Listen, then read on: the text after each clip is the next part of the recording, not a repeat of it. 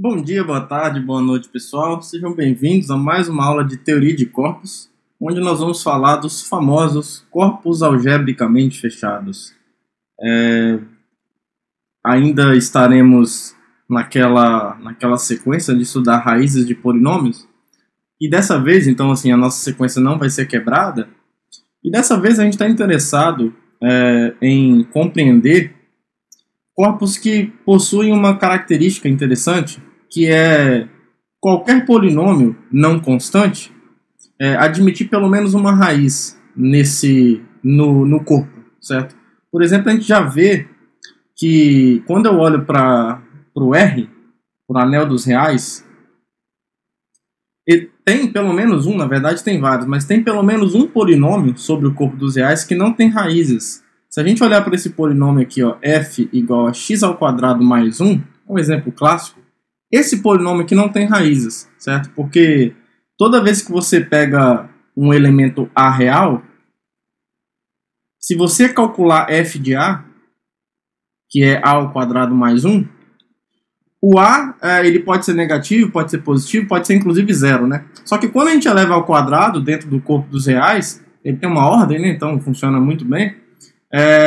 A ao quadrado se torna maior ou igual a zero. E aí quando eu somo 1, isso aqui sempre fica maior que zero, certo? Então assim, esse polinômio f aqui, ó, não tem raízes, ele pertence ao Rx, né? Então assim, primeiro, ele é um polinômio com coeficientes reais, mas ele não admite raízes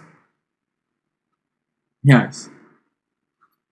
Tudo bem? Então, então assim, R não é algebricamente fechado no sentido que a gente está querendo definir, certo? No sentido de que qualquer polinômio de grau maior ou igual a 1 tem pelo menos uma raiz. A gente exige que o grau seja maior do que ou igual a 1, porque os polinômios constantes eles só têm raízes quando esse polinômio já é o zero, né? Então, assim, se o polinômio for uma constante diferente de zero, obviamente esse polinômio não tem raízes.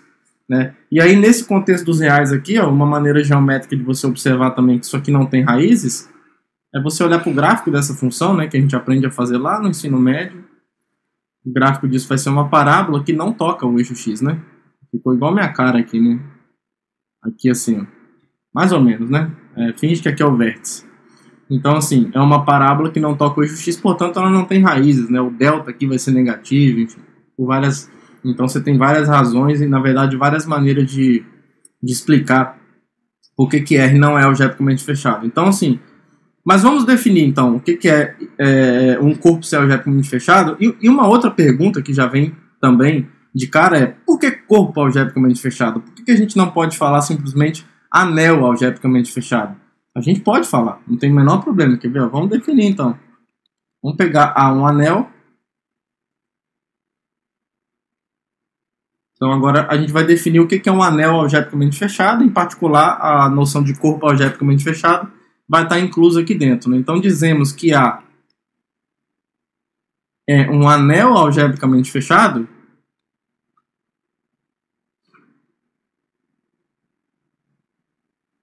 se isso aqui aconteceu. Então vamos escrever aqui, né? Algebricamente fechado, vamos escrever bonitinho. Dizemos que A é um anel algebricamente fechado se para todo polinômio, ou seja, para todo f em A de x, não nulo, né, obviamente, para poder falar do grau, com o grau de f maior ou igual a 1, tem-se, eu vou colocar assim logo, existe, né, existe pelo menos um A pertencente ao próprio anel A, tal que f de A é igual a zero, certo? Então dizer que um anel é algebricamente fechado é dizer que todo polinômio não constante nesse anel admite pelo menos uma raiz nele. Tá? E aí, bom, interessante que a gente está definindo um conceito de ser algebricamente fechado e, a princípio, a gente só vai apresentar exemplos de coisas que não são algebricamente fechadas. Tá? Por exemplo, o próprio R, né, que a gente acabou de ver, R não é algebricamente fechado. R não é algebricamente fechado. Um outro exemplo também, que talvez, assim, O exemplo do R talvez é o exemplo mais emblemático, né? Digamos, é o principal corpo não algebricamente fechado, é o corpo dos reais. Mas tem um exemplo que talvez historicamente não tinha esse nome, mas historicamente talvez tenha sido o primeiro corpo que apareceu que não é algebricamente fechado, que é o corpo dos racionais. Tá? O corpo dos racionais não é algebricamente fechado. E a gente pode explicar isso usando um fato bastante histórico, né, de que o raiz de 2, por exemplo, não é um número racional. Se você olhar para esse polinômio aqui, por exemplo, se você olhar para o f dado como x² menos 2, isso é um polinômio com coeficientes racionais, certo? Mas a gente sabe que as raízes desse polinômio não estão em quê? Eles estão no corpo dos reais, certo? Então, assim, como raiz de 2 e menos raiz de 2 não pertencem aos racionais, que são as duas raízes que esse polinômio tem lá no corpo dos reais, então f não admite raízes dentro do corpo dos racionais. Tudo bem? Então, assim, é claro, né, você pode supor por absurdo que existe um A racional tal que f de A é 0, e aí você vai concluir que existe um racional A tal que A ao quadrado é igual a 2. E isso é um absurdo, porque a gente sabe que não existe nenhum número racional satisfazendo essa igualdade, né? Beleza? Então, assim, é o famoso problema da diagonal do quadrado de lado 1. Quando os pitagóricos lá estavam lidando com esse problema, né? Aqui a gente tinha um quadrado de lado 1, e essa medida da diagonal tinha que ser um valor A, tal que, pelo teorema de Pitágoras, o A ao quadrado é 2, né, que é 1 ao quadrado mais 1 ao quadrado. Só que aí eles acabaram... E assim, isso aqui atendia, né, a noção de número que eles tinham, porque para os pitagóricos, número era uma medida de um segmento. Eles entendiam o conceito de número de maneira bastante geométrica.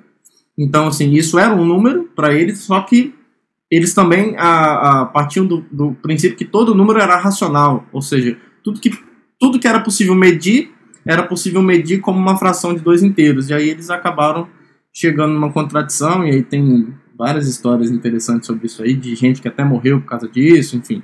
Mas eu não vou entrar nesse detalhe agora.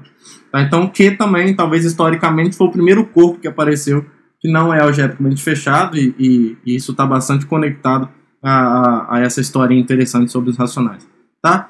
Bom, mas ainda não expliquei por que o título da aula é Corpos Algebricamente Fechados e não Anéis Algebricamente Fechados, né? Por uma razão muito simples, pessoal. A gente consegue provar, então, assim, até agora a gente não tem nenhum exemplo, né, de corpo algebricamente fechado. Eu defini uma coisa e só estou dando exemplo de coisas que não são. É isso mesmo. Daqui a pouco a gente vai ver. Vamos lá. Mas por que corpo algebricamente fechado e não só anel algebricamente fechado? A gente mostra facilmente que todo anel algebricamente fechado tem que ser um corpo. Tá? Então não tem para onde correr. Toda vez que você tiver um anel algebricamente fechado, esse anel vai ser um corpo. Não tem como um anel não ser corpo e ser algebricamente fechado. E a demonstração é muito fácil. Pode não parecer, mas é muito fácil. Porque olha só, se eu suponho que esse anel é algebricamente fechado, para eu mostrar que ele é um corpo, eu vou pegar um elemento do A qualquer, né, com A diferente de 0. Com A diferente de 0. Se eu quero mostrar que ele é um corpo, vamos fazer um rascunho aqui. Ó. Eu quero encontrar um B tal que A vezes B é 1, né? B em A. Eu tenho que encontrar um B em A que satisfaz isso. Certo? Deixa eu fazer um rascunho aqui do lado. Agora, encontrar, e assim, claro, a minha hipótese diz respeito a algo que é algebricamente fechado. Essa hipótese precisa me levar a pensar em alguma estratégia que incorpore o conceito de polinômio. Tá? Então, assim, se eu quero encontrar um B que satisfaz isso, como é que a gente transforma essa igualdade aqui numa expressão polinomial? Bom, A vezes B igual a 1 é equivalente a dizer que menos 1 mais A vezes B é igual a 0. Opa! Coisas dando igual a 0 e uma expressão polinomial precisam me fazer atentar para a hipótese que eu tenho. Né? Eu quero encontrar um B tal que menos 1 mais B é 0. Se isso daqui tiver uma escrita polinomial, eu consigo encontrar um P desse. E eu posso olhar para esse polinômio aqui, ó, menos 1 mais AX. esse polinômio aqui, ó, como o A é diferente de zero, ele tem grau 1, portanto, ele precisa ter uma raiz pela hipótese, certo? Já que esse polinômio pertence ao anel de polinômio sobre o A, tem grau maior ou igual a 1, então ele tem uma raiz. Agora, uma raiz desse polinômio é exatamente o inverso de A. Pelo menos 1. E aí vai ser único, né? A gente já sabe que quando o inverso existe, ele é único. Então é isso. Então, assim, não é do nada que eu vou tomar esse polinômio assim. Então tome. Parece que veio uma entidade sobrenatural e te disse para fazer isso, né? Mas não é. Você vai fazendo esses rascunhos aí. Aí você vê o que você precisa. Então eu vou tomar esse polinômio no anel de polinômios sobre A, né? E que que satisfaz isso daqui, né? Com certeza. Ou seja, o grau de f é maior ou igual a 1. E aí, esse polinômio tem uma raiz, tá? Por hipótese, já que o anel é algebricamente fechado, todo polinômio de grau maior ou igual a 1 tem alguma raiz, né? Então, como o A é algebricamente fechado,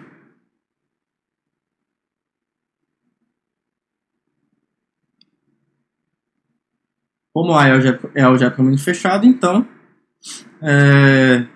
existe, né, um B em A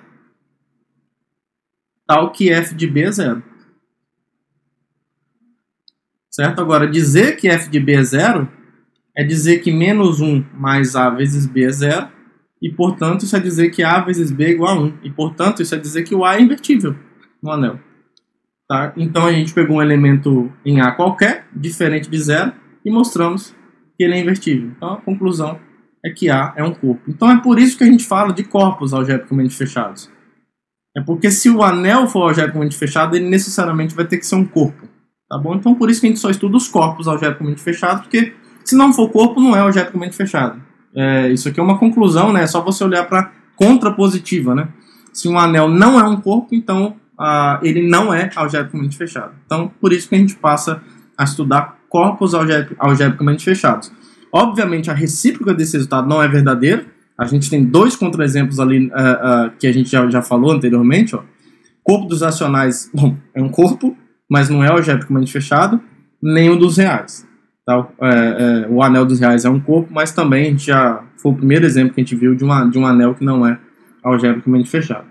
Tudo bem? Então, assim, antes de dar o exemplo de pelo menos um corpo algebricamente fechado, vamos estudar um pouquinho mais sobre quais são as principais ou as primeiras propriedades que a gente consegue obter desses corpos.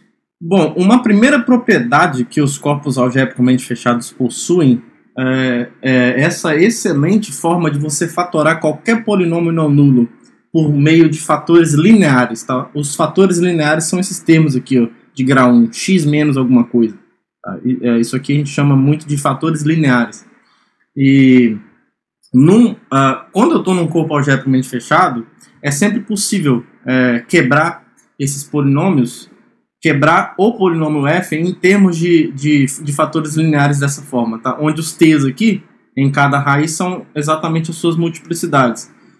Antes de provar esse resultado, só um exemplo onde isso não é possível.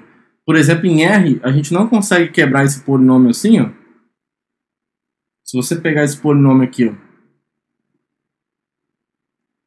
x ao quadrado mais 1, ele não pode ser decomposto em R como isso daqui, ó, x menos alfa 1, x menos alfa 2. Certo? Você não consegue decompor ele porque em R, né? Claro, em R. Porque para fazer isso, você precisaria de raízes, né? Se você conseguisse decompor isso daqui com alfa 1 e alfa 2 em R, isso daqui implicaria necessariamente que alfa 1 e alfa 2 seriam raízes reais desse polinômio, o que não é verdade, porque esse polinômio não tem raízes em R, tá bom? Então, assim, para a gente conseguir fazer essa decomposição por fatores lineares, é importantíssimo que esse polinômio tenha raízes, né, nesse corpo. E como o corpo é algebricamente fechado, a gente consegue mostrar que, com essa hipótese fortíssima, a gente consegue essa decomposição. Tá? E essa proposição a gente consegue demonstrar ela de um jeito bem fácil, usando um resultado que nós vimos, não sei quantas aulas atrás, mas a gente viu que toda vez... Então, vamos lá, né? Vamos demonstrar esse resultado. Como é que a gente vai demonstrar ele? Bom, aqui só por um detalhe técnico, a gente tem que assumir que o grau de f é maior ou igual a 1, né? Porque para a gente poder dizer que esse polinômio tem raízes, né? Para a gente poder trabalhar com o conjunto das raízes. Então aqui com o grau, né, de f maior ou igual a 1, claro. Até porque quando o grau de f for igual a 0, esse polinômio é uma constante, né? Então você não vai ter essa fatoração. Vai ser a própria constante aqui mesmo, do corpo K, tá? Então, dessa forma, esse conjunto aqui, ó, vamos começar a demonstrar. Esse conjunto aqui, das raízes de f, eu vou chamar de α1 até αr. Tá? E a gente já sabe que esse conjunto é não vazio agora, né? Porque o grau de f é maior ou igual a 1 e o corpo é algebricamente fechado. Então, a f tem pelo menos uma raiz. Então, esse conjunto aqui é não vazio. E aí eu estou chamando R aqui dessa quantidade de raízes. Tudo bem? E aí nós já provamos algumas aulas aí para trás, eu não lembro se foi na penúltima ou antepenúltima, que toda vez que eu estou num domínio, a gente consegue descrever, a gente consegue fatorar esse polinômio assim, ó. O f pode ser escrito assim, ó, como x, é quase aquilo ali, ó, x menos α1 t1 até x menos αr tr, né, aqui são todas as raízes de f em A, vezes um q, onde o q é um polinômio em A que não possui raízes em A. Tudo bem? Então o trabalho já está quase todo feito, porque olha só, eu tenho um polinômio Q sobre aqui eu coloquei A, né? É o K, rapaz. Deixa eu trocar aqui. Onde tem A é K. Então, como K é um domínio, porque é um corpo, que é K de X e não tem raiz em K, beleza. Eu tirei esse A e é o vício, né? Trabalhar com anel. Ótimo. Agora, como esse polinômio Q não tem raízes no corpo K, eu estou assumindo que o corpo é algebricamente fechado. Então, assim, primeiro, né? Q não pode ser zero porque f é diferente de zero. Né? Então, a primeira coisa é essa. Como f é diferente de zero, então o Q é diferente de zero. Então, eu posso falar do grau dele. Tranquilo. Agora, se Q não tem raízes em K, ele não pode ter grau maior do que ou igual a 1. Porque se ele tivesse o grau maior do que ou igual a 1, como eu estou num corpo algebricamente fechado, esse cara teria raízes. Só que eu já consigo esse Q que não tem. Então não tem para onde correr. Esse Q tem que ser uma constante. Tá? Então, sim, como K é algebricamente fechado,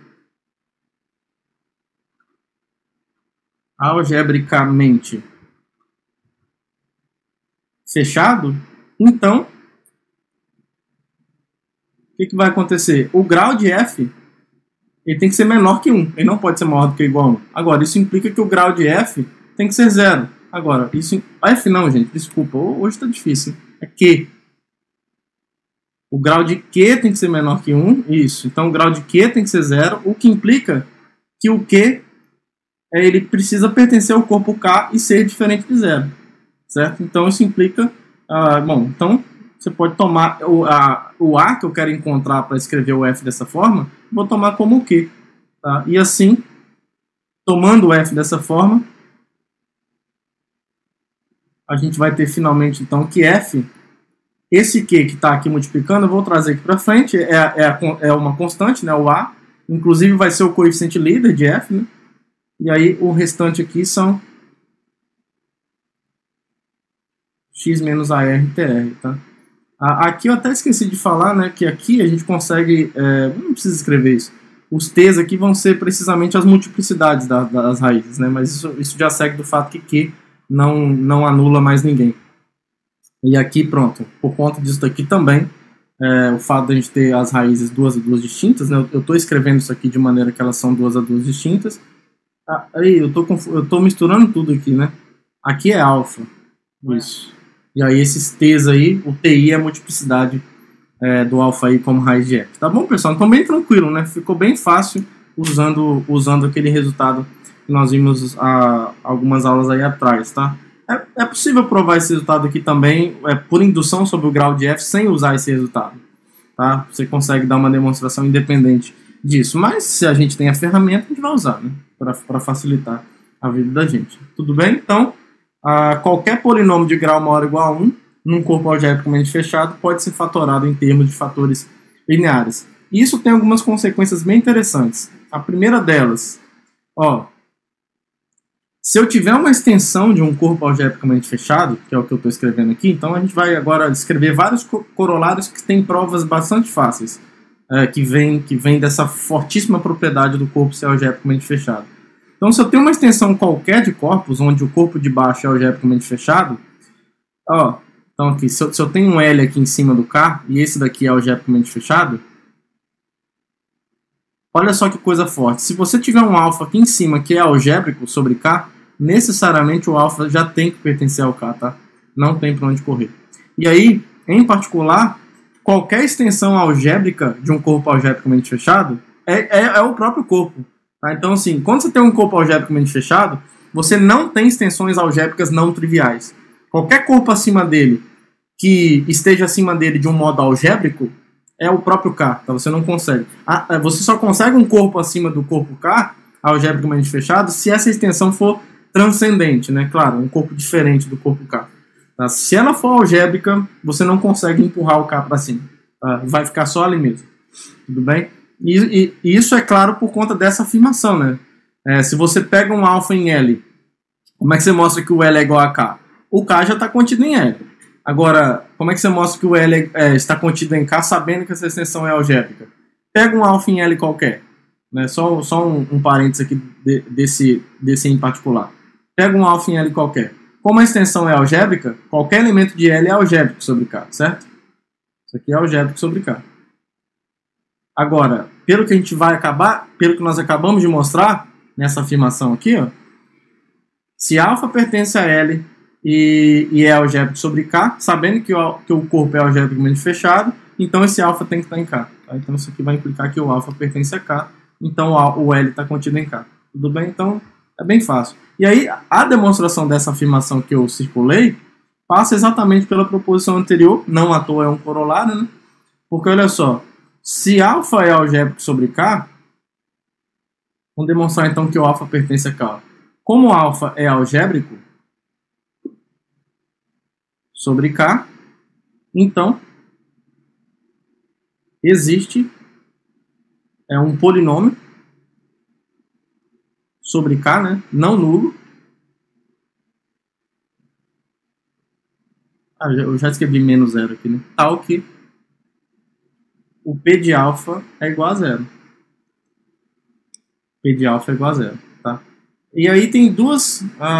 bom, esse polinômio não pode ser constante, porque se ele fosse constante, o P de alfa seria essa constante. E essa constante seria zero, mas o P é diferente de zero. Tá? Então, necessariamente, nessas condições aqui, como o único polinômio constante que anula alguma coisa é o zero. Só que eu já peguei esse P diferente de zero. Tá? Então, não tem jeito. Assim, o grau de P maior ou igual a 1, né, ele não é constante. E pela proposição anterior,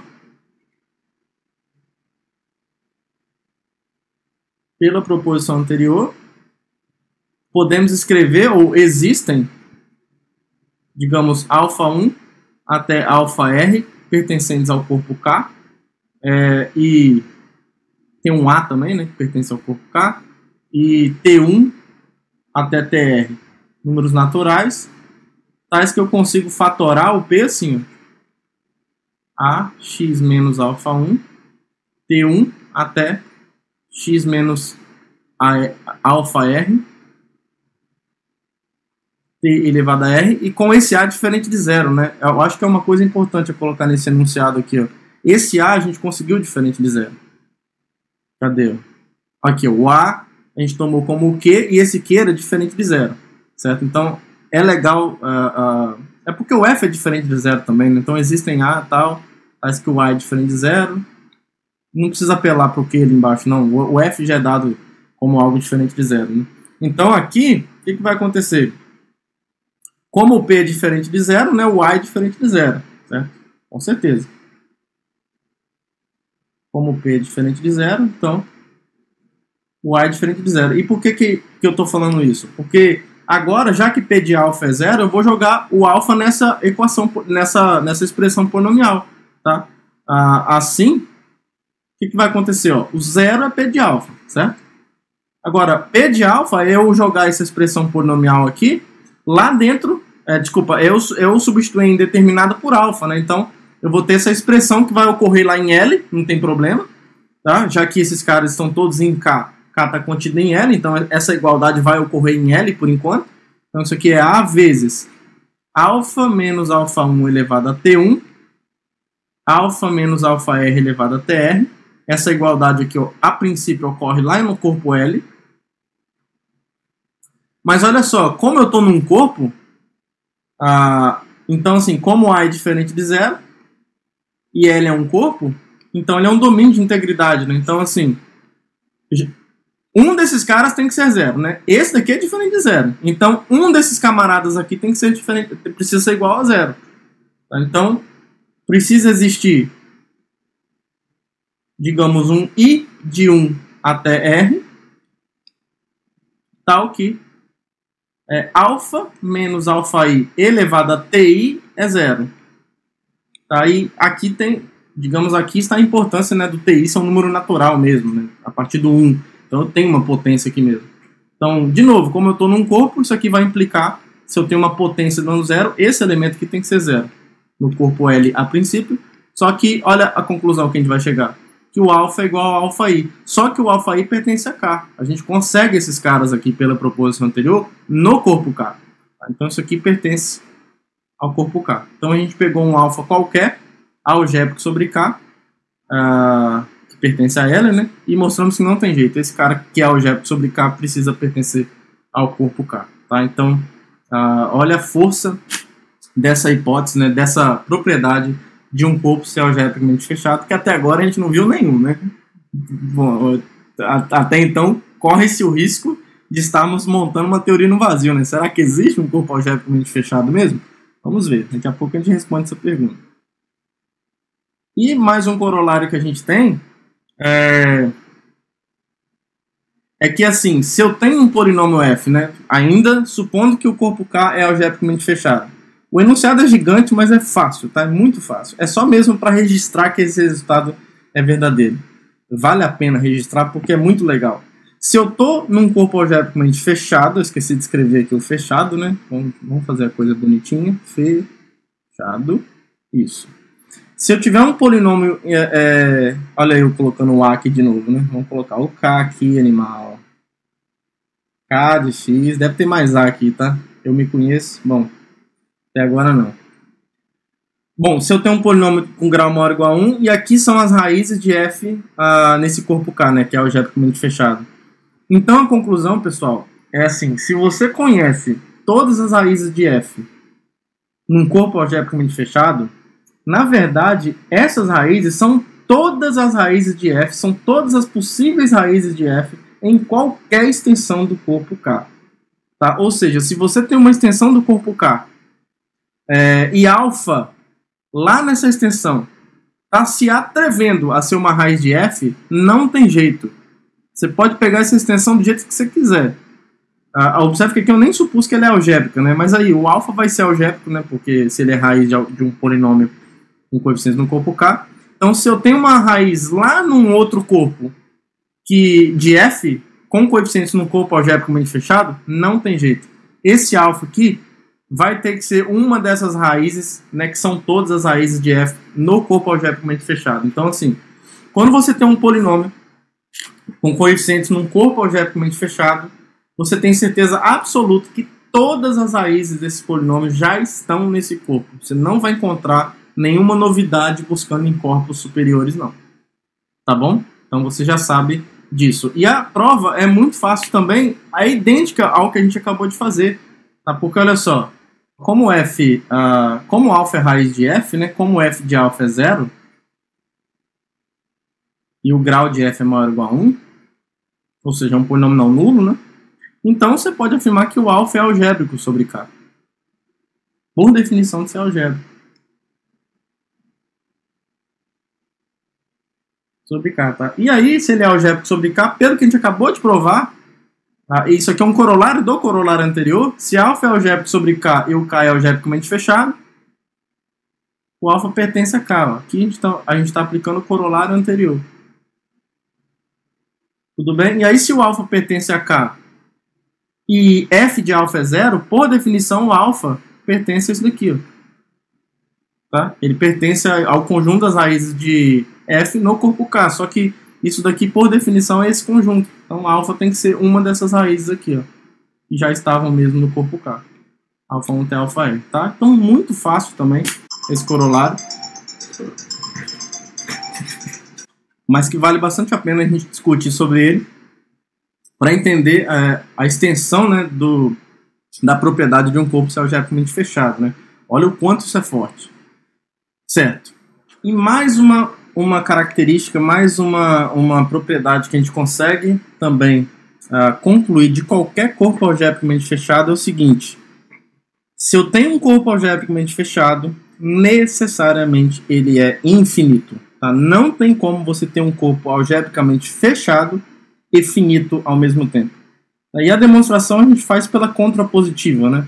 A gente poderia chamar de por absurdo, mas na verdade, essencialmente é uma demonstração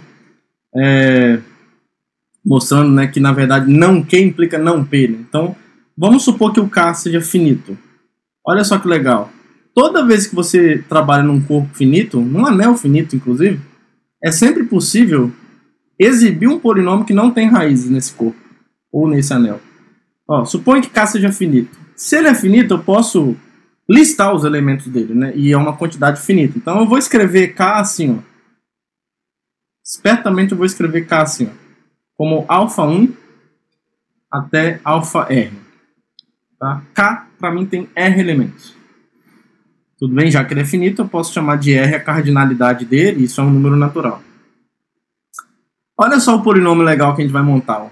Tome f dado dessa forma. Ó. Eu vou pegar o x menos alfa 1, vou multiplicar com x menos alfa 2 e vou ficar fazendo isso até, já que ele é finito, isso uma hora vai acabar. Eu vou multiplicar até o polinômio x menos alfa r, certo? Aí olha a palhaçada, eu vou chegar aqui, ó, e vou somar 1. Vou somar 1. 1 a unidade do corpo. Tá? Claro, isso aqui é um polinômio com coeficientes nesse corpo finito. Mas olha só o que acontece. Ó.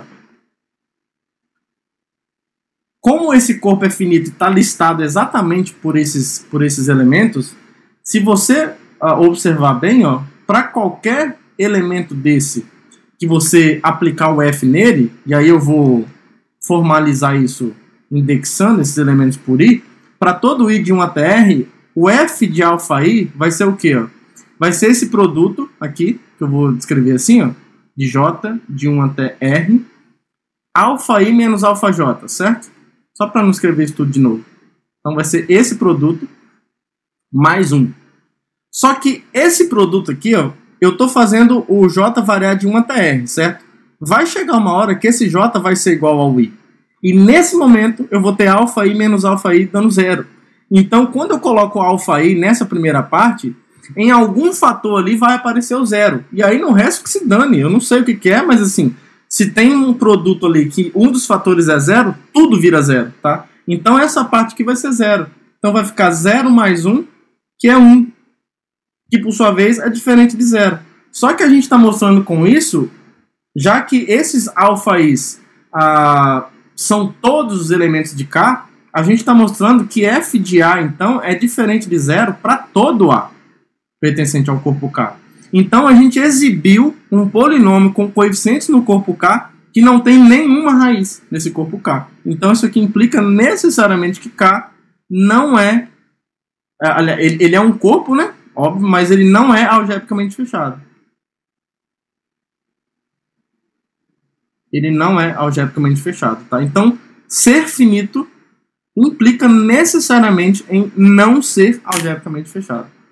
Então, dito de outra forma, se eu tenho um corpo algebricamente fechado, não tem para onde correr. Esse corpo precisa ser infinito, tá? E acabou, não tem jeito. Beleza? E finalmente a gente vai mostrar que a gente não está perdendo tempo em estudar esse conceito de um corpo ser algebricamente fechado. Porque observe que até agora eu enrolei vocês falando o que corpos algebricamente fechados satisfazem e tal. enfim, mas eu não apresentei nenhum exemplo de um corpo que é algebricamente fechado. Eu só apresentei exemplos de corpos que não são algebricamente fechados, tá? E aí, pessoal, a gente vai perceber, e eu vou mostrar para vocês, que o corpo dos complexos, que a gente até usou em algumas aulas já, meio que admitindo algumas propriedades, ele é o principal exemplo de corpo algebricamente fechado que nós temos. Tá? Existem outros também, mais para frente a gente vai ver que sempre é possível colocar um corpo dentro de um corpo algebricamente fechado, enfim, não vou ficar falando muito para não estragar a surpresa, mas a gente vai fazer uma construção aqui dos complexos e eu vou mostrar para vocês que ele é algebricamente fechado. Tá? Então, como que nós vamos definir o corpo dos complexos aqui? Como um bom algebrista, eu não vou ficar falando nada de R2, não. Até porque a maneira como nós vamos construir o corpo dos complexos nessa aula, mais para frente vai revelar muito de como a gente pode construir artificialmente raízes de polinômios do jeito que eu quiser. Tá? Do jeito que eu quiser. Porque o problema é o seguinte, ó, a gente tem o corpo dos reais, né? Então eu vou considerar aqui o corpo dos reais. Corpo dos números reais com a notação clássica R. Qual é o grande problema de R nesse contexto de ser algebricamente fechado? O grande problema dele foi olhar para esse polinômio, certo? X ao quadrado mais 1. Isso aqui é um polinômio no anel de polinômios com coeficientes em R. E a gente percebeu, né, e é fácil perceber que de fato isso aqui não tem raízes reais. Tá? E a gente já explicou, né, toda vez que você coloca um número real no lugar de x aí dá algo maior que zero, então é impossível a gente encontrar uma raiz real para isso. Agora, a gente gostaria de, em algum lugar, sabe Deus onde, encontrar uma coisa que se encaixasse nessa equação. X ao quadrado mais 1 igual a zero. A gente gostaria de encontrar isso. E uma maneira que a gente consegue zerar coisas em álgebra, uma das maneiras mais efetivas da gente fazer isso, é a gente trabalhar com quociente. Quando você quocienta um anel por outra coisa, você está pegando as coisas que estão dentro daquele ideal que você está quocientando e você está transformando aquilo tudo em zero. Você está zerando aquilo, está transformando tudo aquilo em zero. Então, olha só, se eu quero que o x ao quadrado mais 1 seja zero, tem um ambiente interessante aonde a gente pode olhar. A gente pode tentar ver se esse ambiente aqui, ó, é propício para isso. Ó, eu quero zerar esse camarada. Ele mora onde? Nesse anel de polinômios. Então, eu vou pegar esse anel de polinômios e vou quocientar pelo ideal gerado por x ao quadrado mais 1. Porque eu sei que esse elemento x ao quadrado mais 1 vai virar zero ali dentro. Tá? Ele como um todo. Tá bom? E é isso aqui que a gente vai chamar dos complexos. É exatamente isso que a gente vai chamar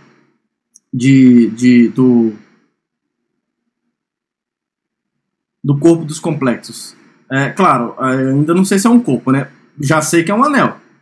Claro, o anel, ele é o quociente do anel de polinômios, né? Então, assim, ele tem uma estrutura de anel nele. A gente vai verificar agora que esse anel, de fato, é um corpo. A gente vai verificar várias coisas sobre esses complexos, na verdade. Então, a primeira coisa que a gente vai verificar é o seguinte, ó. C é um corpo. Eu já sei que é um anel. C é um corpo. Bom, se eu quero mostrar que C é um corpo, aí, tecnicamente a gente teria que mostrar que todo elemento não nulo ali é diferente de zero, né? Só que ele é dado como um quociente.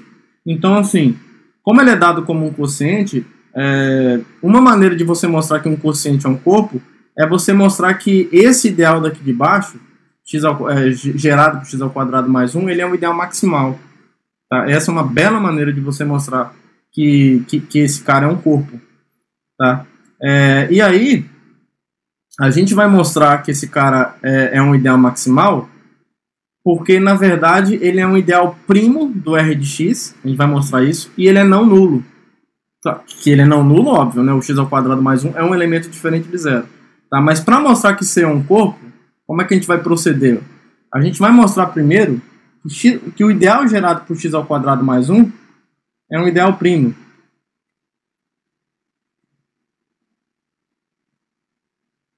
de Rx. Tá? E para mostrar isso, eu vou mostrar isso daqui. Ó. Vamos mostrar que x² mais 1 ele é irredutível, ele é um polinômio irredutível em Rx. Porque se eu mostrar que ele é irredutível, como eu estou num domínio principal, um anel de polinômio sobre um corpo é um domínio principal, em particular um domínio de fatoração única, todo irredutível é primo. Então, x² mais 1 vai ser um elemento primo de R de x. E aí o ideal gerado por ele passa a ser um ideal primo. Tá? Então vamos mostrar que isso aqui é irredutível. Então, aí é fácil, ó, quer ver? Então, suponha que a gente consiga escrever o x² mais 1 dessa forma, como um g vezes h, com g e h em Rx. Certo? O nosso objetivo é mostrar que um dos dois tem que ser invertível, né? O que nesse contexto significa mostrar que ou g é um número real ou h é um número real. Tá? A primeira coisa que acontece é que se os dois não forem números, ou seja, se a gente consegue reduzir isso daqui, se eles não forem números, os dois têm grau no máximo 1. Certo? Tem grau no máximo 1. Então, se g e h, fazendo um argumento por contradição aqui, ó, se g e h não pertencem a R, ou seja, então eles são polinômios de grau 1, certo? Então, como? Deixa eu tirar isso então aqui. Ó. Como o grau de g mais o grau de h é o grau do g vezes h, que é 2, certo? Então, nesse caso, a única combinação possível desses números aqui dá 2, eu estou falando de números inteiros positivos. Tá? 0 não pode ser nenhum dos dois. Tá? Então não vai acontecer de um ter, se eu estou assumindo isso daqui, né? Não vai acontecer desse ter grau 0 e esse ter grau 2. Não vai acontecer. Então com essa hipótese, a única soma possível aqui é com os dois tendo grau 1. Então o grau de G é igual ao grau de H, que é igual a 1. Tá? Agora, polinômios de grau 1 em corpos tem raiz. Certo? É só você pegar, por exemplo... Se você escreve aqui rapidinho, se G tem grau 1, ele é dessa forma, ó, A mais BX com B diferente de 0. E aí é fácil você encontrar uma raiz disso, você está num corpo, o que você vai fazer? E aqui é real ainda, né? Então, uma raiz disso é o quê? É menos A sobre B. Ó. Menos A sobre B vai ser uma raiz disso daqui. Certo? É uma raiz disso. Então, isso aqui implica que G e H admitem raízes em R. Agora, se G e H admitem raízes em R, eu só precisava de um deles, né, admitindo, na verdade. Como x² mais 1 é G vezes H, o x² mais 1 vai admitir raiz real também. Isso é um absurdo. x² mais 1 não admite raiz real. Tá? Então, isso aqui é uma contradição. E essa contradição vem de supor que ambos os elementos G e H aqui não são constantes. Então, um dos dois tem que ser. Então, a conclusão aqui é que ou o G pertence a R, né? Ou, e é não nulo, claro, ou o H é um elemento não nulo e constante. Tá? Então, isso prova, deixa eu dar uma corzinha para isso daqui. Ó. Isso prova que esse cara é irredutível. O x² mais 1 é irredutível. E aí agora praticamente acabou. Porque, como o Rx é um domínio de fatoração única, porque é um domínio principal, então o x² mais 1 é um elemento primo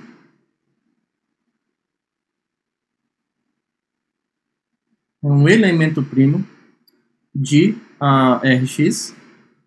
E, portanto, o ideal gerado por ele é um ideal primo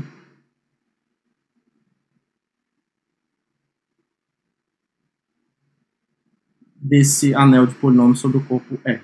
Então, essa afirmação laranja foi demonstrada. Então, o ideal gerado por x² mais 1 é um ideal primo. E aí, para mostrar que ele é maximal, como é que a gente conclui isso? por esse fato aqui, ó. Como? Agora a gente usa o fato do Rx ser um domínio principal. Como o Rx é um domínio principal,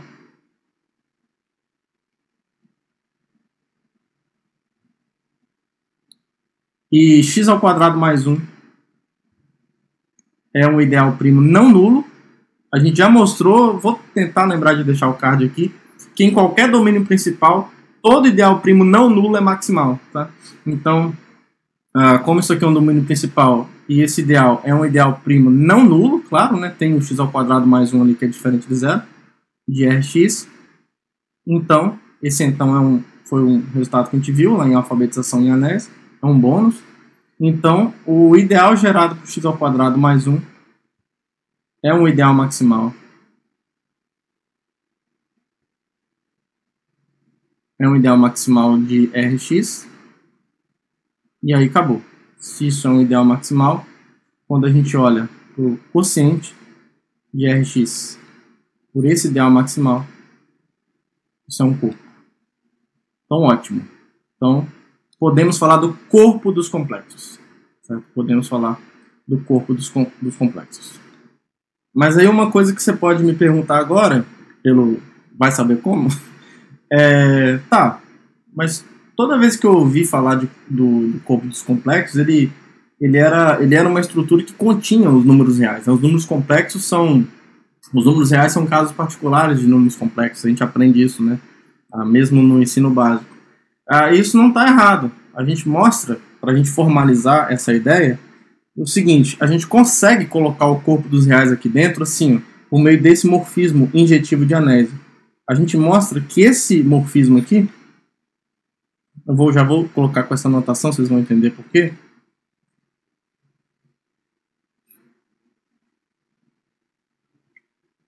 Esse morfismo aqui que pega um elemento A e leva na classe dele, isso aqui a gente já sabe que é um morfismo de anéis, né? É a composição da inclusão de R no anel de polinômios com a projeção quociente, né, do Rx, o ideal gerado por x² mais 1. Então a gente já sabe que isso é um morfismo de anéis, mas a gente consegue provar rapidamente que isso aqui é um morfismo injetivo de anéis. De corpos, né? Bom, morfismo de corpos é morfismo de anéis, sabendo que os personagens envolvidos são corpos. Então isso aqui é um morfismo injetivo de corpos. Tá? E aí a gente passa a olhar para o corpo dos reais lá dentro dos complexos via esse morfismo. Você pode identificar, se você quiser, o corpo dos reais com a imagem dele lá dentro. Tá bom? Então você identifica o A como sendo a classe dele ali dentro. Certo? Se você chamar aqui, por exemplo, é uma notação que daqui a pouco a gente vai usar. Se você denota que F barra como a classe de F via esse ideal para todo F polinômio, esse morfismo aqui faz o papel de identificar o A com a classe dele. Como ele é injetivo, a gente não tem problema nenhum em fazer isso. Tá? Se você quiser. Senão você fica carregando esse morfismo injetivo a vida inteira ali, mas não é legal não. Isso vai te fazer ficar escrevendo um monte de coisa à toa mesmo. Então vamos mostrar que esse morfismo é injetivo. Para mostrar que esse morfismo é injetivo, basta mostrar que o núcleo dele é zero. Certo? Então vamos lá. Então vamos pegar, de fato, um elemento qualquer no núcleo de φ. Então a gente sabe disso daqui, ó. Se ele está no núcleo, então a classe dele, via o x² mais 1, né, é igual à classe nula. Isso aqui está me dizendo, então, que o A, visto como um polinômio constante, está no ideal gerado por x² mais 1. Tudo bem? Agora, ele é uma constante. Então, sim, vamos lá. Então, ele é um múltiplo, né? Sei lá, ele é um Q vezes x² mais 1. Se o Q for diferente de zero, olha só o que vai acontecer. Se o Q for diferente de zero, então o zero é o grau de A. E aí, como o Q é diferente de zero, eu posso falar do grau dele. E o grau do produto é a soma dos graus, né? Então vai ficar o grau de Q mais o grau de x² mais 1, que é 2. Então olha só que porcaria. Você vai concluir que o grau de Q é menos 2. É absurdo. O grau é sempre uma coisa não negativa, né? Então, esse absurdo veio de você supor que o Q é diferente de zero. Então, a conclusão é que o Q tem que ser zero. A única forma de uma constante ser múltiplo de um polinômio de grau 2 é se ele for zero. Então, logo, e a explicação formal a gente acabou de dar. Então, logo Q é igual a zero, portanto, o A é igual a zero. Tá? Então, mostramos que o núcleo é igual a zero, portanto, φ é injetivo. Φ é um morfismo injetivo. Tudo bem? Então, é dessa forma que a gente enxerga o corpo dos reais como um subcorpo dos complexos. Tá? Então, dessa forma, a gente identifica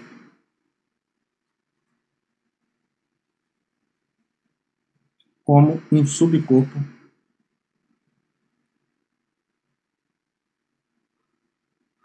dos complexos. Beleza?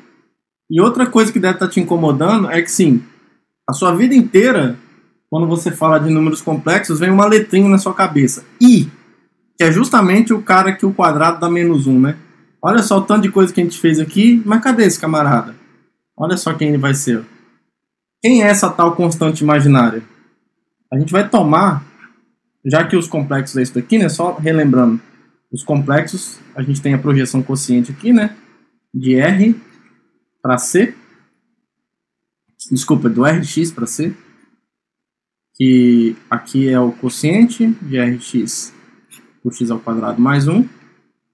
E aqui a gente está... É só uma notação, a gente denotou a imagem da projeção quociente por f barra, né? A classe de f módulo esse ideal gerado por x ao quadrado mais 1.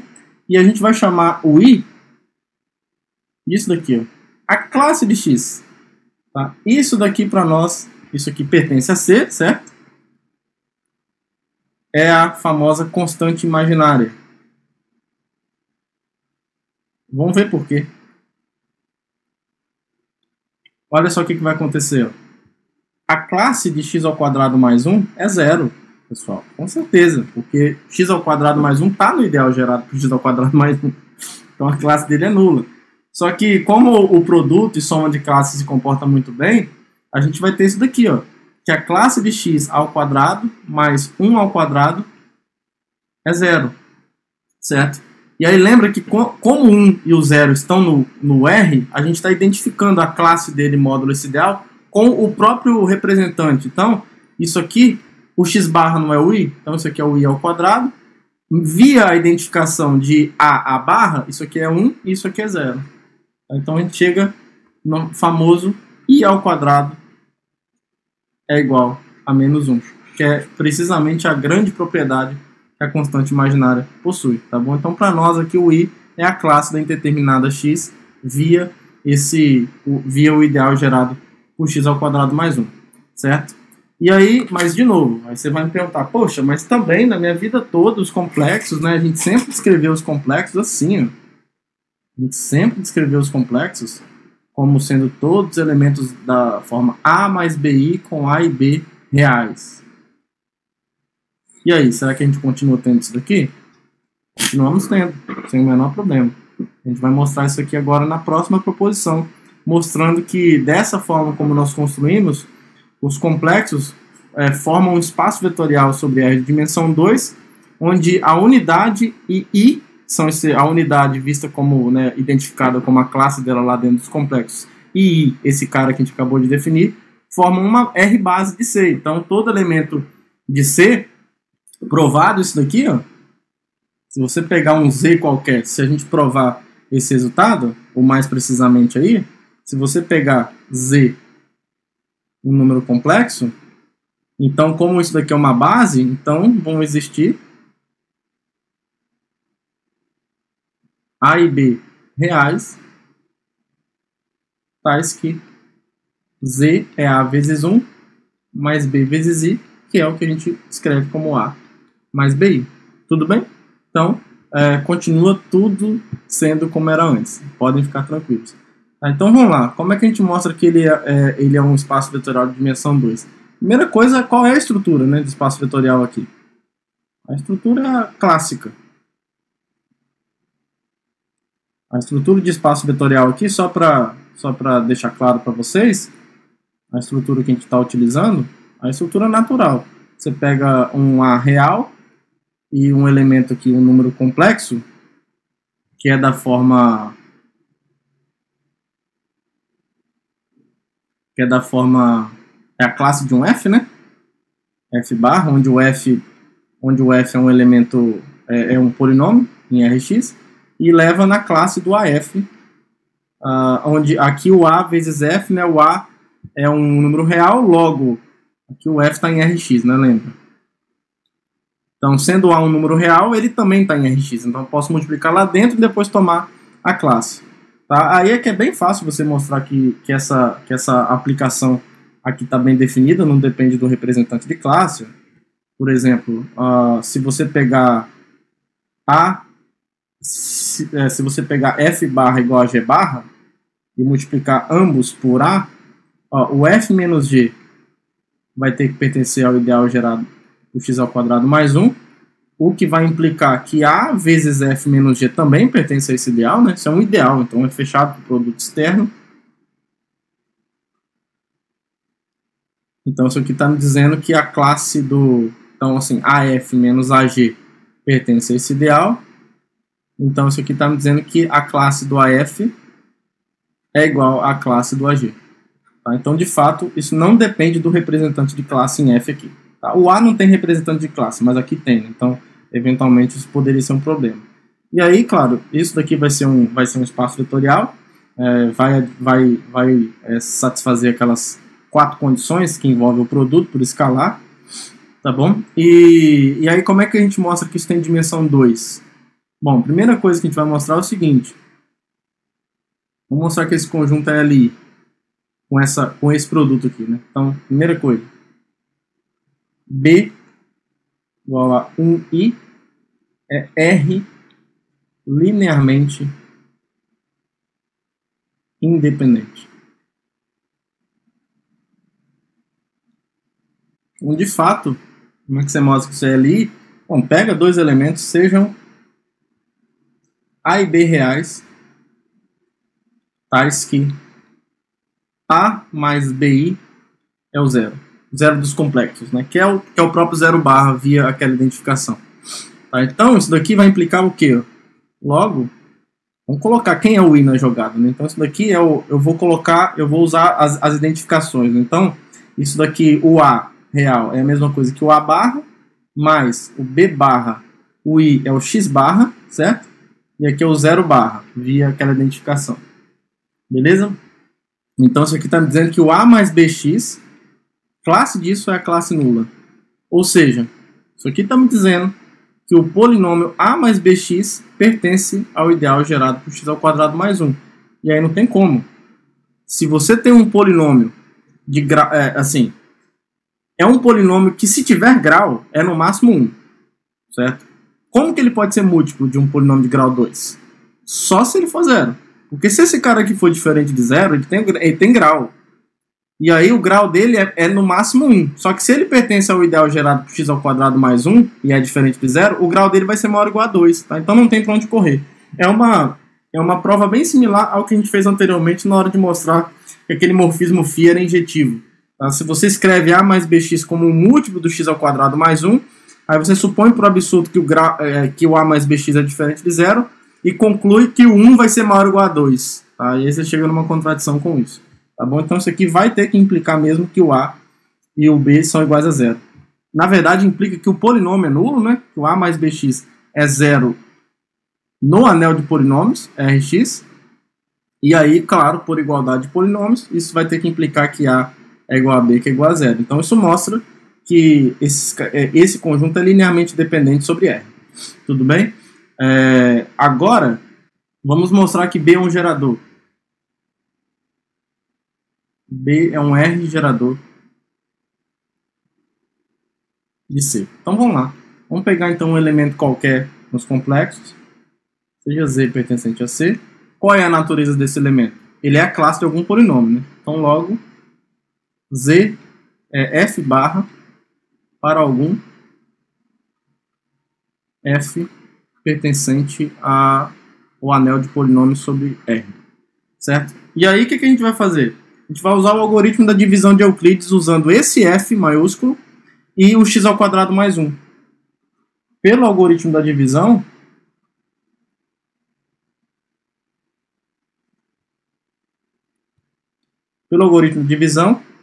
existem, vou chamar aqui de Q e R, polinômios com coeficientes reais, tais que eu posso dividir o f por x² mais 1, e aí vai me gerar esse quociente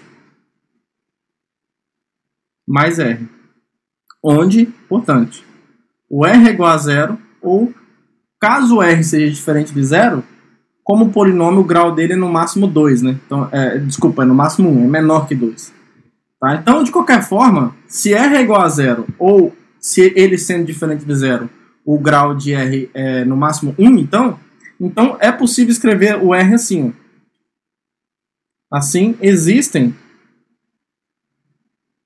A e B pertencente ao corpo dos reais, tais que o R é da forma A mais BX, tá? Já que ou ele é zero ou o grau dele é no máximo 1, então a forma dele é essa daqui, para algum A e algum B, tá? E aí agora acabou.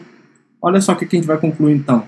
O Z, quero mostrar que o Z é A mais BI, né? Bom, o Z é a classe de F, que é a classe dessa coisa toda aqui, ó, que x² mais 1 mais R, que é a classe disso tudo.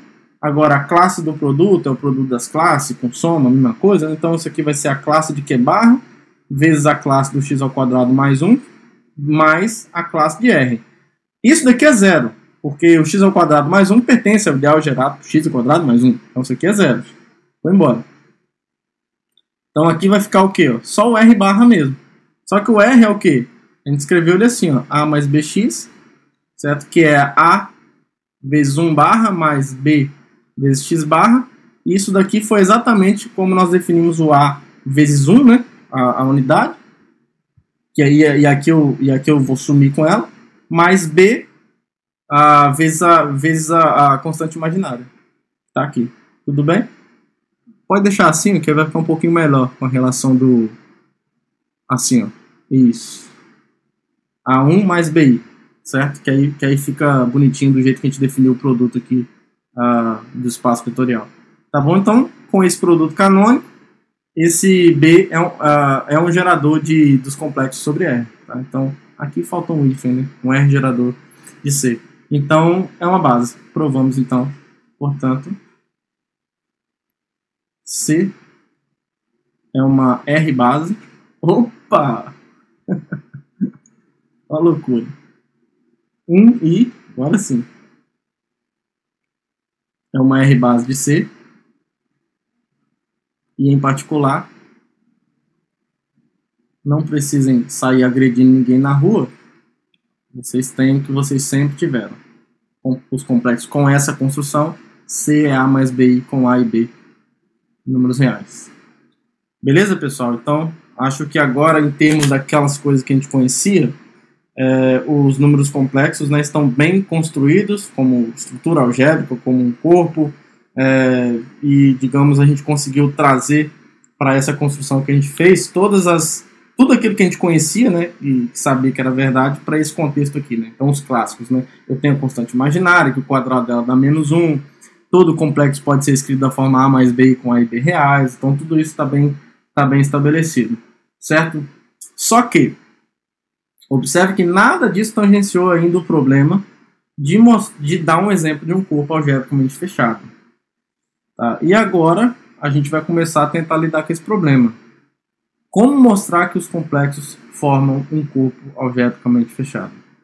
Esse é o famoso teorema fundamental da álgebra. Um dos resultados mais importantes da história da matemática, que foi abordado por vários grandes matemáticos da história. Eu até trouxe aqui alguns nomezinhos para a gente poder... Deixa eu tirar minha cara da frente aqui, para a gente poder só dar algumas informações históricas. Uma das primeiras tentativas de demonstrar o resultado foi feita pelo D'Alembert em 1746, mas também não conseguiu. O Euler tentou em 1749, mas também apareceu alguns problemas na prova. Lagrange, em 1772, tentou demonstrar também, mas tinha problema na prova. Laplace, em 1795. Esses são os mais conhecidos, né? Outros matemáticos, talvez um pouquinho menos conhecidos, também se debruçaram sobre o tema. E aí o Gauss, em 1799, acho que na tese de doutorado dele, apresentou uma demonstração, só que ela tinha alguns probleminhas topológicos, ela não estava 100% correta, digamos assim. Tinha alguns gaps ali.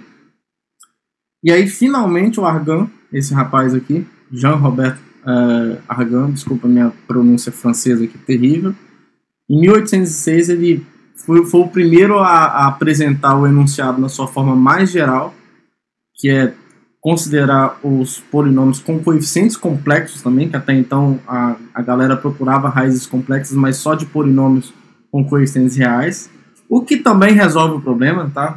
Trabalhando com algumas noções ali de complexos, tá bom? Então o Argand, ele enunciou e provou esse resultado em 1806, aí depois o Gauss apresentou uma prova em 1816, e aí em 1849 ele corrigiu a demonstração que estava errada, de 1799, ele conseguiu corrigir em 1849, ele mesmo deu várias outras demonstrações. Atualmente eu acho que tem mais de 15 ou 20 demonstrações diferentes para o Teorema Fundamental da Álgebra. Só que uma coisa interessante sobre o Teorema Fundamental da Álgebra é que, filosoficamente falando, é impossível você demonstrar esse resultado apenas com as ferramentas da teoria de corpos. E isso passa muito por uma coisa chamada de teoria de modelos, que é o seguinte, ó, se você tivesse, por exemplo, alguma demonstração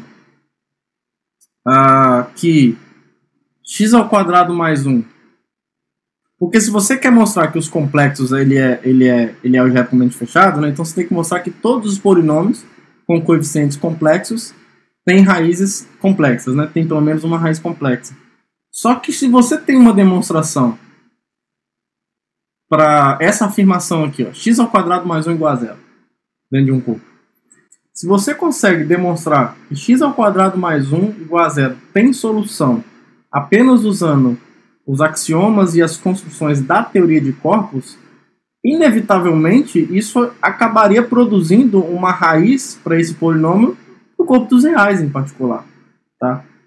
Então, assim, digamos que essa afirmação aqui dentro da teoria de corpos, ela é uma afirmação indemonstrável, digamos assim, ela tem um valor verdade suspenso, digamos assim, porque você tem um modelo onde isso daqui não é satisfeito, que é o corpo dos reais, e você tem um outro modelo, que é o dos complexos, que isso daqui é satisfeito, né, que a própria construção dos complexos é para que essa equação seja satisfeita.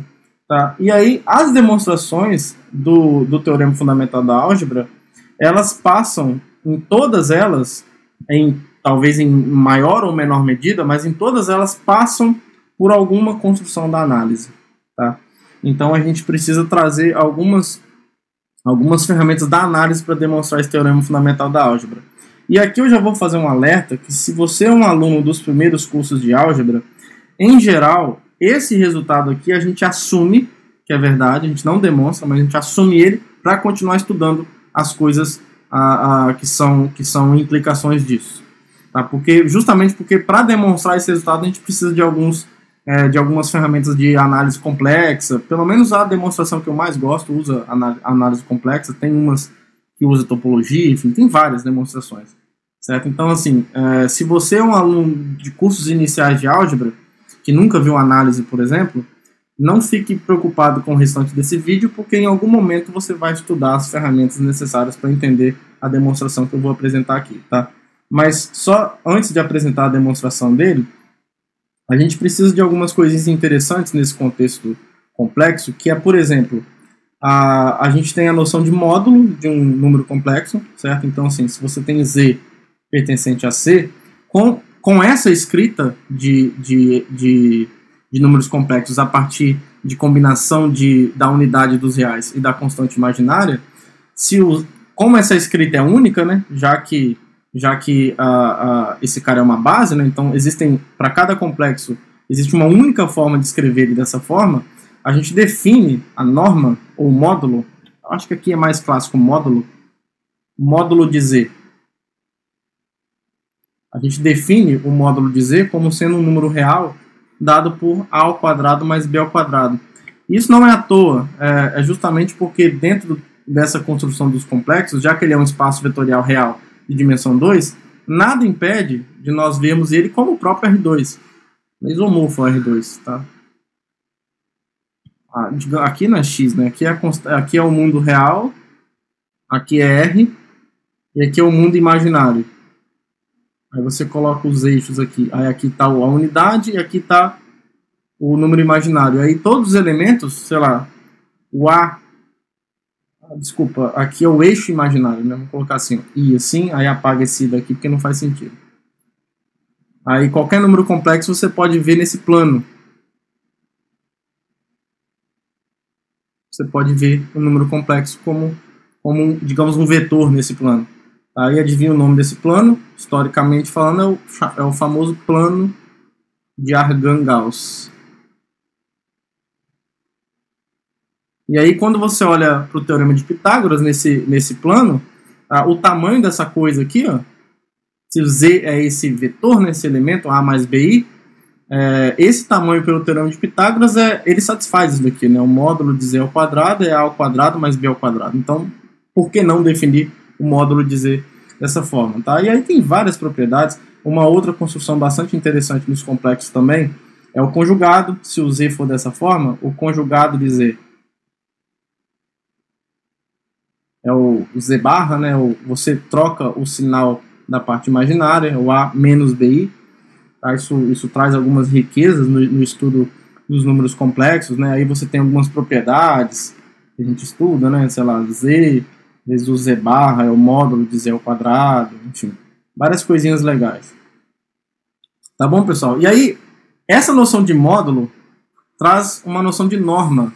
Esse espaço pode ser visto como um espaço normado, no sentido de que esse módulo tem algumas propriedades interessantes. Por exemplo, primeira coisa, o módulo de Z é zero se somente se o Z é zero.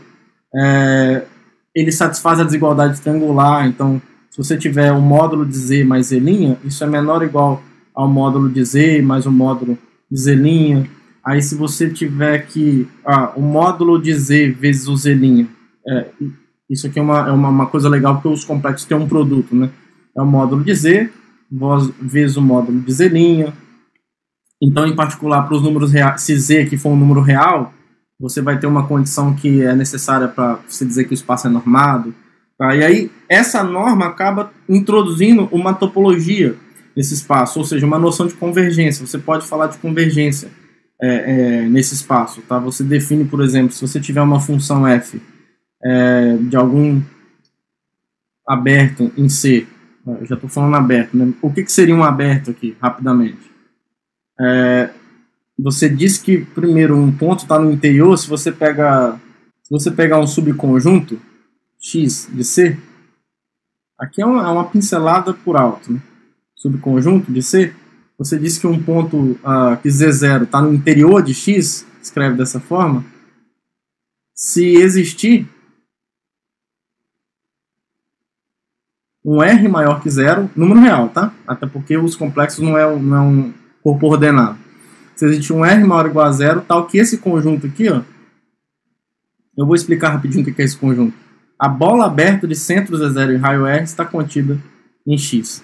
Tá? O que é esse camarada aqui? Ó? Visualmente falando, seria isso daqui. Ó. Se você tem um X aqui assim, o Z0 estiver aqui, ele está no interior quando tem uma bolinha em torno dele inteiramente contida em X. Tá? E aí você, formalmente, esse conjunto aqui, ó, ele é definido como os elementos que estão nos complexos, tais que o módulo da diferença é menor que R. Tá bom? Então, isso daqui seria um ponto que está no interior de X. Você diz que um ponto está no interior quando ele satisfaz isso. E aí o conjunto é aberto, bem parecido lá com a análise real, quando o X é aberto, se o interior de X coincide com X. Tá? Aí, essa noção de aberto introduz uma topologia. Isso aqui introduz uma topologia em C. Esses abertos satisfazem aquilo que abertos devem satisfazer numa topologia. E você pode falar de limites também. Nesse caso, se você diz que se você tem uma função de um aberto em C.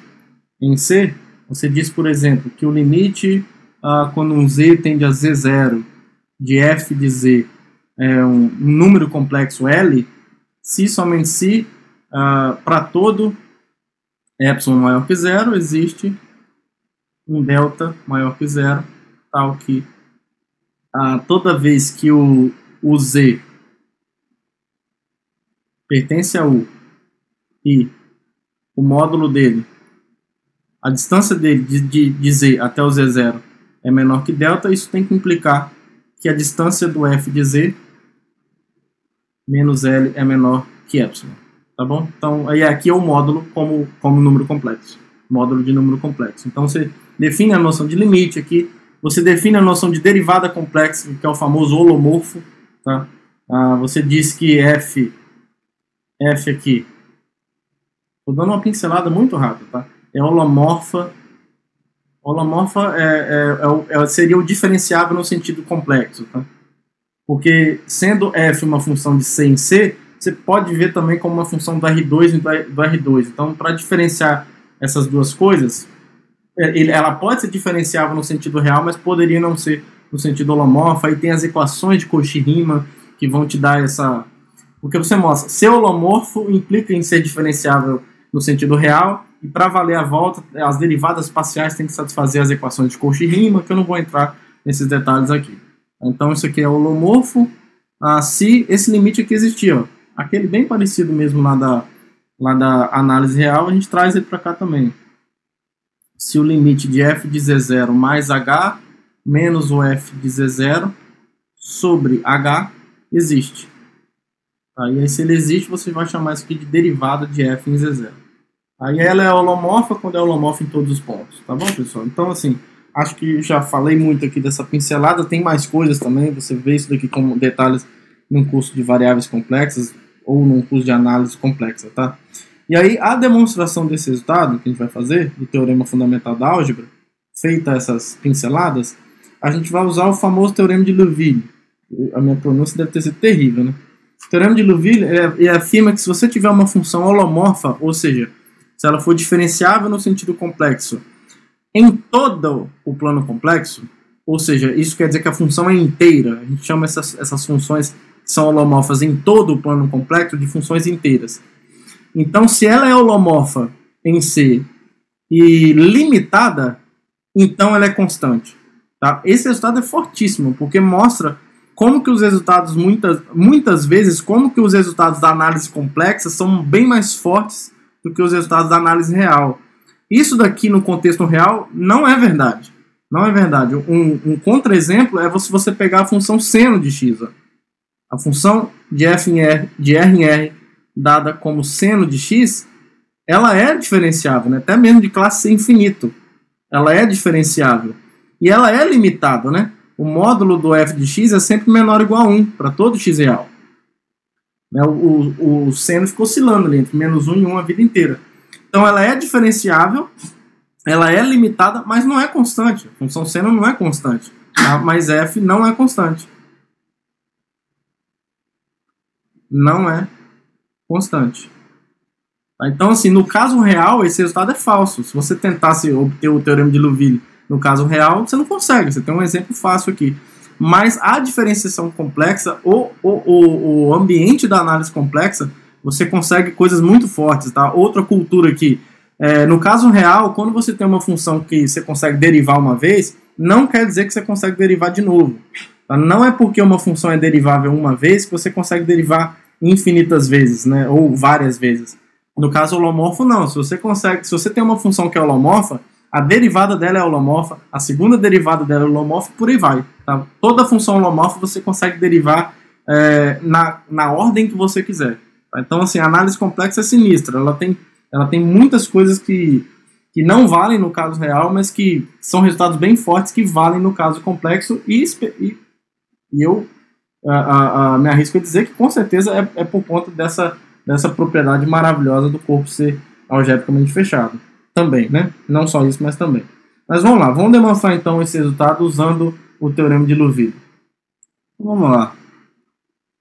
É uma demonstração por contradição, então a gente vai pegar aqui um polinômio f de cx diferente de zero com o grau de f maior do que ou igual a 1. E a gente vai supor por absurdo, vamos abrir então aqui um argumento por contradição, a gente vai supor por absurdo que f de z é diferente de zero para todo z em C. Tudo bem? Já que eu tenho uma... É claro, aqui eu vou identificar o polinômio com a função polinomial associada a ele, tá? Aqui não tem problema. A gente vai trabalhar com esse...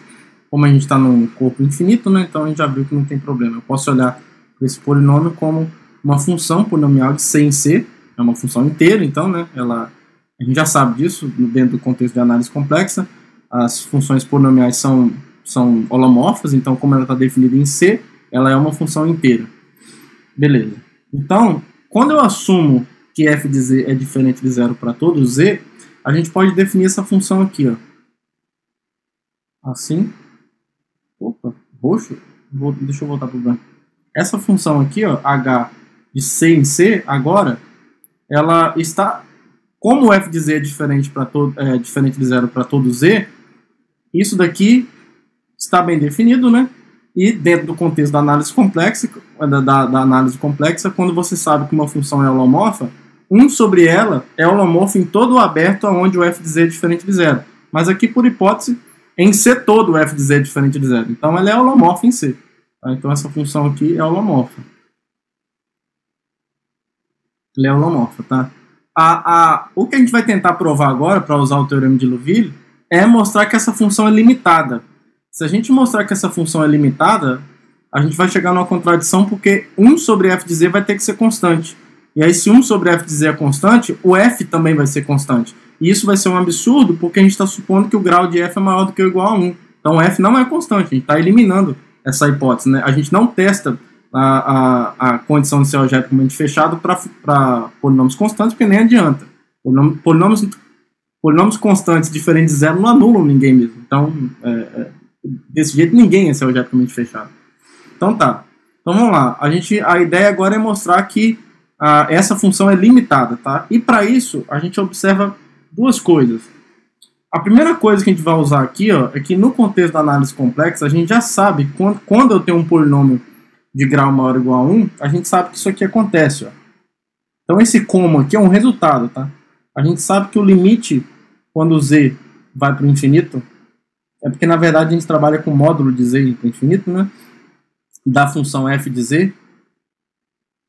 Isso daqui é mais infinito, certo? E aí, por conta disso, esse limite aqui, ó, já que esse limite aqui é infinito, esse daqui é zero. Aqui é o h de z, né? Módulo de h de z. Esse limite aqui é zero. Então, se esse limite, quando z vai para o infinito, do módulo de h de z é zero, isso implica, trabalhando com... Então, assim, eu consigo limitar esse cara num raio... o que a gente quer dizer com isso? Deixa eu fazer um desenho aqui. Se aqui está o plano complexo todo, e aqui está a origem, eu sei que, como esse limite, quando z vai para o infinito, é zero, pelo menos fora de uma bola, aqui fora eu consigo limitar esses caras por algum número positivo que eu quiser. Você pode pensar num número pequeno, mas aqui nem precisa.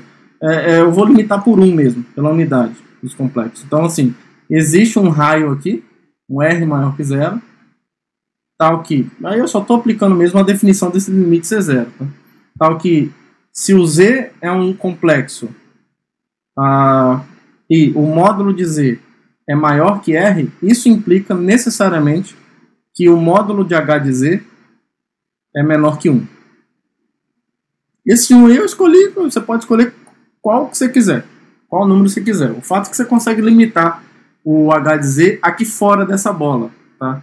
Só que dentro da bola você consegue limitar porque ela é compacta e a função H é contínua, tá bom? Então, assim, como essa bola aqui, ó, aqui é a bola fechada agora, vou escrever assim, com centro na origem e raio R, é compacta, nesse contexto aqui quer dizer que ela é fechada, então assim, é o complementar de um aberto, ilimitada, então ela é compacta, e H é contínua.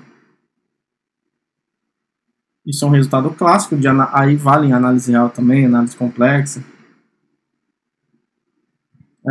Aí você pode usar várias, na própria topologia, né, a imagem de compacto por função contínuas ainda é compacto, então nesse contexto aqui vai implicar que a imagem é limitada. Tá? Então isso quer dizer que a H restrita a essa bola é limitada, porque a imagem é fechada limitada. Porque a imagem de compacto é compacta, e nesse contexto aqui ser compacto implica ser limitado e fechado, então em particular H restrita a esse cara aqui é limitado. Então isso quer dizer que existe um M maior que zero, tal que o H de Z, módulo de H de Z, é menor ou igual a M para todo Z nessa bola fechada. Tá? Aí agora eu sei que o módulo de H de Z, eu sei que H de Z é limitada fora da bola, e dentro da bola eu sei que ela é limitada por M. Então, para você pegar um limite para todo mundo, é só assim, uma cota superior para todo mundo, basta você pegar o máximo. Então tome aqui, sei lá, D como sendo o máximo entre 1 e M, e daí, olha só o que você consegue. Módulo de H de Z é menor ou igual a D, agora para todo Z complexo. Porque o D sendo o máximo de 1 em M, isso aqui vai ser menor ou igual a D dentro da bola, e aqui também vai ser menor ou igual a D fora da bola. Então, independente de estar dentro ou fora da bola, isso aqui vai ser satisfeito.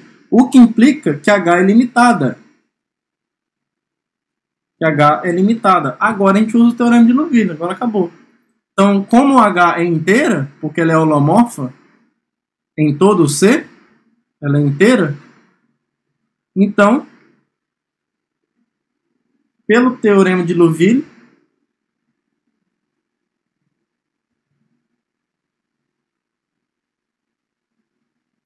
segue que H é constante.